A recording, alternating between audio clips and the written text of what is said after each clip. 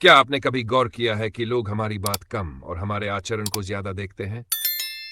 अगर उपदेश देने वाला खुद उसी बात पर न चले तो उसके शब्दों का क्या मूल्य रह जाता है? यही कारण है कि आचरण शब्दों से कहीं अधिक शक्तिशाली होता है। आज की यह कथा हमें यही सिखाती है कि सच्चा उपदेश वही है जो स्वयं के जीवन में उतरा हो। तो आइए सुनते हैं एक प्रेरणादायक कथा, उपदेशदाता का आचरण कैसा हो। बहुत समय पहले की बात है।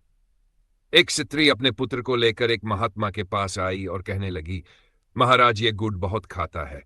मैं घर में महीने भर का गुड़ लाकर रखती हूं, जिसे ये 2-3 दिन में ही खा जाता है, जिसके कारण इसके शरीर में फोड़े फुंसी भी हमेशा निकले रहते हैं। और यह है कि डॉक्टर के मना करने पर भी गुड़ छोड़ना तो दूर कम भी नहीं करता है। अतः आप मुझे कोई ऐसा उपाय बताइए जिससे ये गुड़ खाना बंद कर दे। ये सुनकर महात्मा बोले, ठीक है बहन, इसे कल ले आना। अगले दिन जब वह स्त्री पुत्र को लेकर उनके पास आई तो उन्होंने लड़के से पूछा, क्यों भाई, तू गुड़ ज्यादा खाता है? उसने कहा, हाँ खाता हूं। उन्होंने कहा, तू गुड़ खाना बंद कर दे, वरना तुझे और भी भयंकर बीमारी हो सकती है जिसे तेरे प्राणों तक पर संकट आ सकता है। और यह तो स्पष्ट कहा जाता है कि अति सर्वत्र वर्ज्येत, अर्थात कोई भी काम हो अगर उसमें अति की जाती है तो वह खतरनाक होती है, चाहे वह खाने की ही क्यों न हो। लड़के की होनहार अच्छी थी। वह महात्मा की बात समझ गया और उसने वहीं दृढ़ संकल्प कर लिया कि भविष्य में भी कभी वह न केवल खाने में बल्कि किसी भी काम में अति नहीं करेगा। यह सब देख सुनकर लड़के की मां कुछ चिंतित होते हुए बोली, महाराज, बस इतनी सी बात थी तो ये तो आप कल भी बता सकते थे।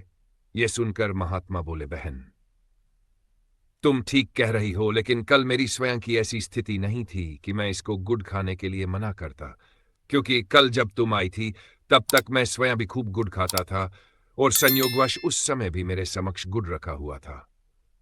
उस समय अगर मैं इसको यह कहता कि तुम गुड़ मत खाया करो तो ये भले ही कुछ कहता नहीं, अपितु मन ही मन ये अवश्य सोचता कि देखो, खुद तक गुड़ खाता है और मुझे मना करता है, तब भला ये मेरी बात को कैसे मानता।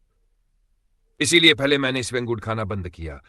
और हाँ, एक बात और है कि यह तो जो सोचता सो सोचता, लेकिन मेरी स्वयं की आत्मा तो मुझे जरूर धिक्कारती कि स्वयं तो प्लेट भर कर गुड़ खाता है और दूसरों को गुड़ न खाने का उपदेश देता है, जो कि मेरे लिए बड़ा ही कष्टदायी होता।